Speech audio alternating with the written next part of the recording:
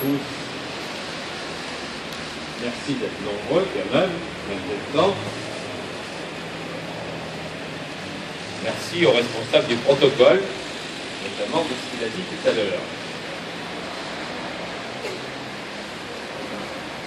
Nous sommes aujourd'hui réunis pour marquer cette journée nationale du souvenir des victimes et héros de la déportation, et qui marque également le 69e anniversaire de la libération des camps de concentration et d'extermination. Notre rassemblement souligne l'importance que nous accordons à cette journée durant laquelle la nation entière honore la mémoire des déportés et rend hommage à leur sacrifice.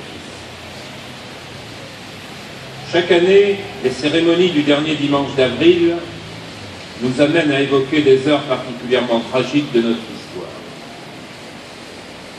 Nous pensons à ces femmes, ces enfants, ces hommes de toute race, de toute condition et de toute nationalité qui ont subi l'ignoble. Nous pensons à tous ceux qui sont morts, mais aussi à ceux qui sont revenus des camps. Aux douleurs de la déportation se sont ajoutées, pour cela, les souffrances du retour. Comment vivre avec ces souvenirs dans un monde qui voulait oublier les années de guerre? Comment évoquer ces souffrances au milieu de la marche vers la reconstruction? Comment parler de l'horreur tout en essayant de redevenir celui qu'on était avant? Comment vivre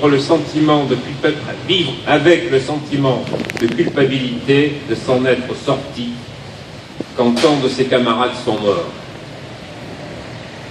De nombreux survivants ont eu mal à supporter ces questions.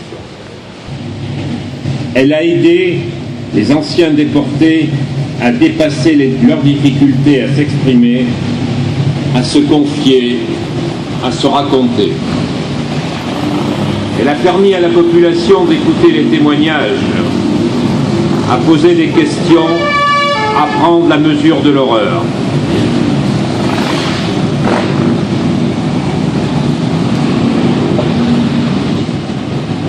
Ce moment de l'histoire des hommes démontre que le progrès, la science, l'avancée technique, toutes choses reconnues comme porteuses de foi en l'avenir, n'ont servi qu'à planifier la traque, l'arrestation, le transport et l'assassinat de millions d'innocents.